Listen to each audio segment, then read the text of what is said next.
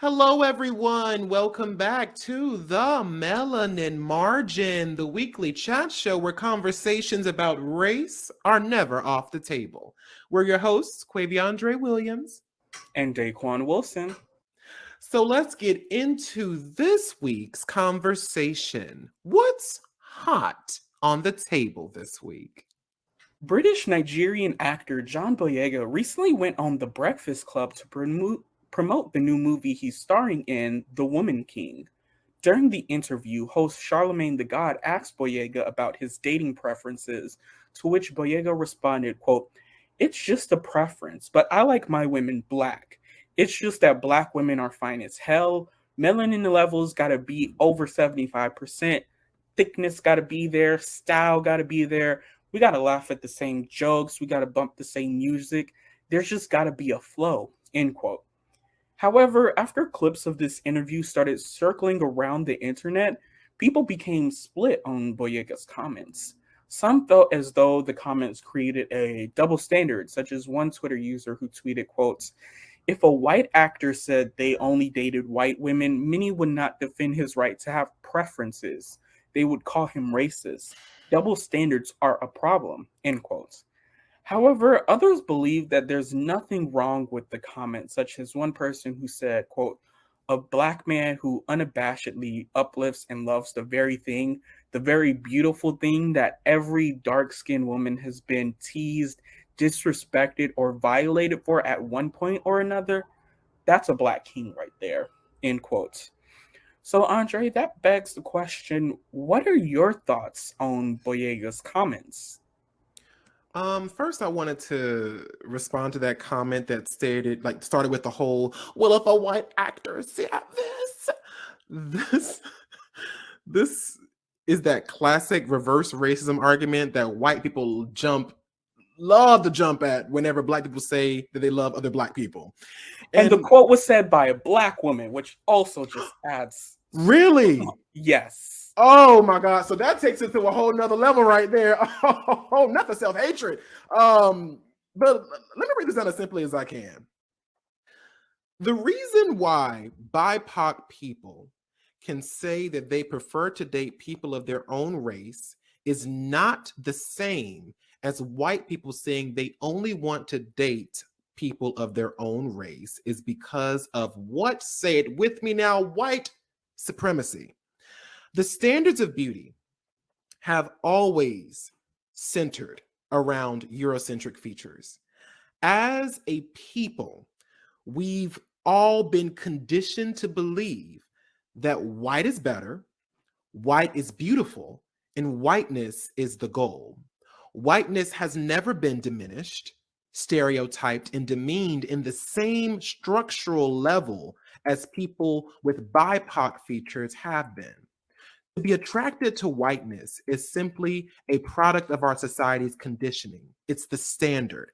White men and women don't have to say that they'll only date white people because it is already understood that whiteness will automatically be in their dating pool, which is why when white women and white men date interracially, it's capitalized on in society as something intriguing or groundbreaking or taboo, as we've seen with the popularity of a lot of BIPOC people with white partners being celebrated online simply for being interracial, and why many TV shows, books, and film often have their BIPOC love interests being white or vice versa.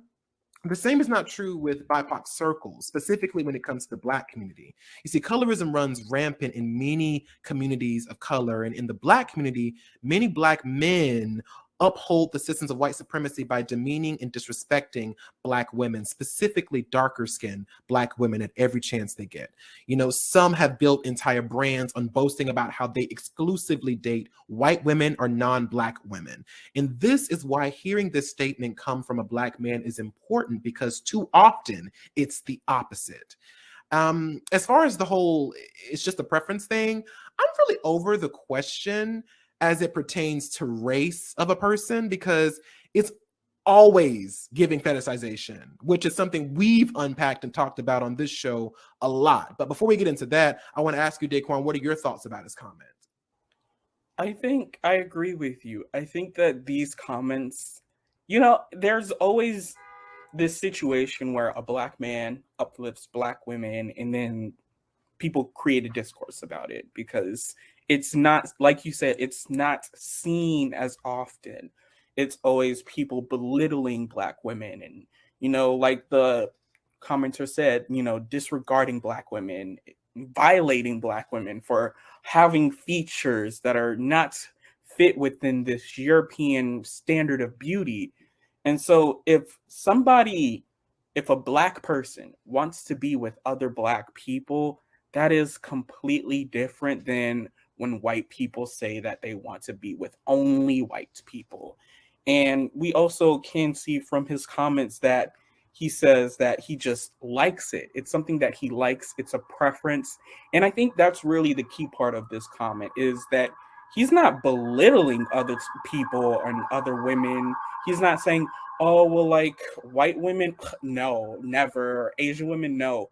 Because oftentimes when the reverse happens and white people are talking about their preferences, they call black women loud and ghetto and all of these different things. And they use their preference as a way to belittle other people. There was none of that in this statement, none of that I seen. So I think that it is a comment that should just be a comment. He has a preference. And I think, like you said, a lot of these conversations about preferences and the whole, oh, what's your racial preference and all of that, it's tired. Can we move on? Can we have some Right? deeper, nuanced conversations about love and relationships over just racial preferences?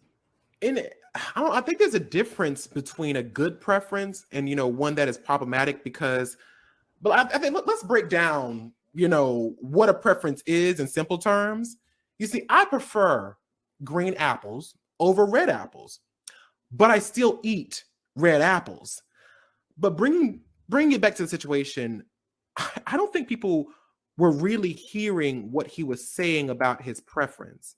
You see, the reason that he has a preference to black women is because of the cultural connection he shares with them as a black man.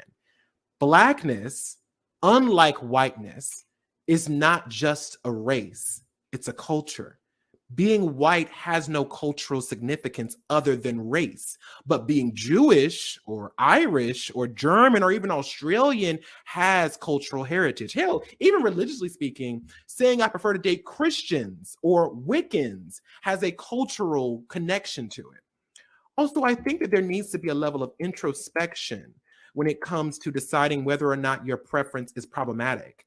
If it's based on arbitrary stereotypes or a fetish, then that is absolutely not okay. For instance, there are several black men online who say that they only date white girls because they are submissive and that they aren't aggressive, as if all white women in the world fit into this category, and that is simply not true. I think that unproblematic preferences are those based on cultural connections or personality types. However, at the end of the day, you're grown ass people who can prefer and date whoever the fuck you want. All that we ask is that you keep the people who you don't prefer's name out your fucking mouths. Like, Please, please. please.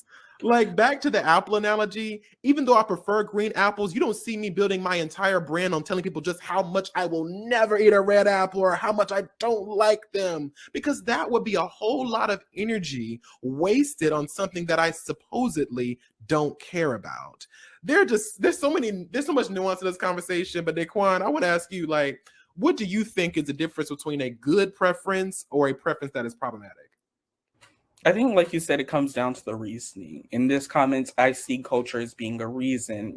He's saying music and jokes and all of those different things. And it's like, sure, there are white people who listen to black music, but when we talk about black music, there is a cultural competency to said music. And therefore, if you're not within that culture, you're not going to be able to grasp the full scope of what's happening in that music.